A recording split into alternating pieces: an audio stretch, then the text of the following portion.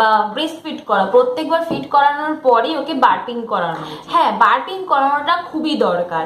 আমাকে তো doctor suggest করেছিল যে ও যদি খাওয়ার পরে পরেই যদি বার্প করে নেয় তো ভালো, কিন্তু যদি বার্পিং না করে তাহলে অন্তত 40 মিনিট অপেক্ষা করতে ওকে, মানে 40 মিনিট চেষ্টা করতে বার্প করানোর জন্য।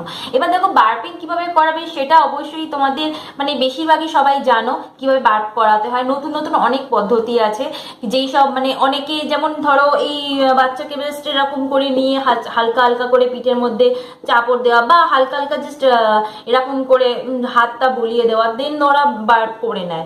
এবার আবার এক এক সময় কি করে, জাস্ট বাচ্চাটাকে এরকম করে নিয়ে পায়ের মধ্যে বসিয়ে গলার কাছটা এরকম করে ধরে হালকা হালকা করে পিঠের মধ্যে বাড়ি দিলে, চাপড় দিলেও সে বার্প করে নেয়, বা তুমি যদি হাত বুলিয়ে দাও তাহলেও বার্প করে নেয়। তো এইরকম বিভিন্ন ধরনের টেকনিক আছে বার্পিং করানোর জন্য। তো ওকে ওদেরকে মানে বাচ্চাকে ফিড করানো